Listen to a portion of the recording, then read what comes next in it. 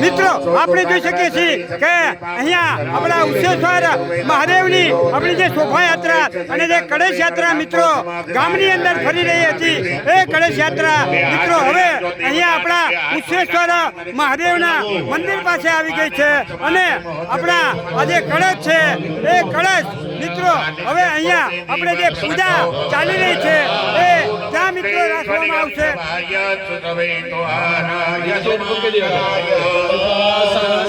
આ 5 કળશ હવે આપણી જે પીઠ બનાવી છે ત્યાં મિત્રો રાખવામાં આવી રહ્યા છે।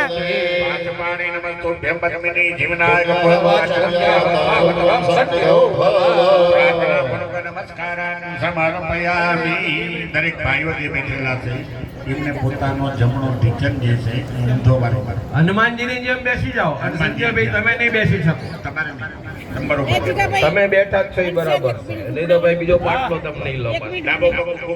મિત્રો આપણે જોઈ શકીએ છીએ કે અહીંયા આપણા ઉચ્ચેશ્વર મહાદેવનો આ ઉત્થાપન યજ્ઞ મિત્રો અહીંયા ચાલુ થઈ ગયો છે એ મિત્રો આપણે જોઈ શકીએ છીએ।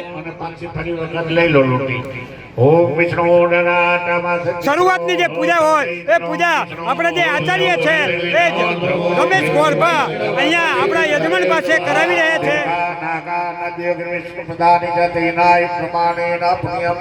અને આપણા આચાર્ય રમેશ ગોરભાની મિત્રો આ ટીમ છે આપણા આ બ્રાહ્મણ ભાઈઓ અહીંયા આપણા યજ્ઞમાં આવ્યા છે।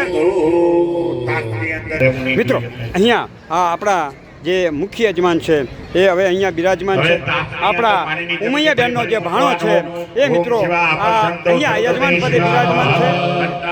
મિત્રો અહીંયા આપણા જે નટવરભાઈ રણછોડભાઈનો જે પાટલો છે ત્યાં મિત્રો અમારા વર્ષાનો ભાણો અહીંયા અત્યારે હાલ યજમાન પદે બિરાજમાન છે અને અહીંયા અમારા જે સ્વર્ગસ્થ જીવાભાઈ હરજીભાઈ છે તેમના નાના દીકરા કિશોરભાઈ જે છે એ કિશોરભાઈનો પુત્ર મિત્રો અહીંયા યજમાન પદે બિરાજમાન છે।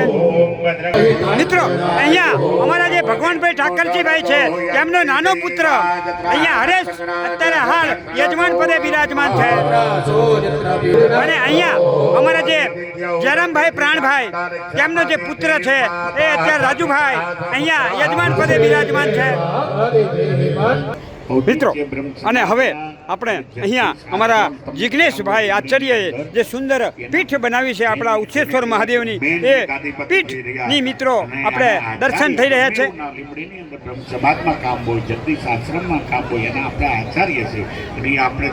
મિત્રો આપણને આપણા આચાર્યોએ જણાવ્યું કે આજનો આ દિવસ મિત્રો મહાશિવરાત્રિ કરતાં પણ આ ઉત્તમ દિવસ છે આજનો ખરેખર આપણે ભાગ્યશાળી કહેવાય કે તે જ દિવસે મિત્રો આપણો આ ઉત્થાપન યજ્ઞ અહીંયા થઈ રહ્યો છે।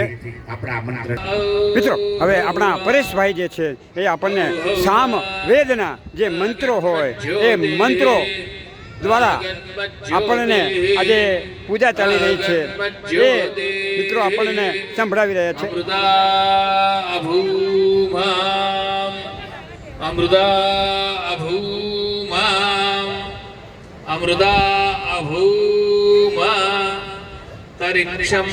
મિત્રો આપણે જોઈ શકીએ છીએ કે હવે આપણા ઉત્થાપન યજ્ઞની અંદર મિત્રો આપણા સંતો પણ હવે અહીંયા આવી ગયા છે।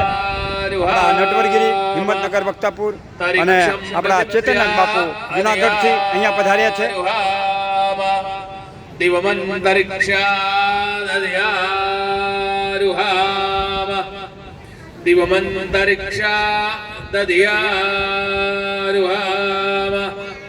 दिवमन्तरिक्षा दधियारुहाम अविदामदेवान् अविदामदेवान्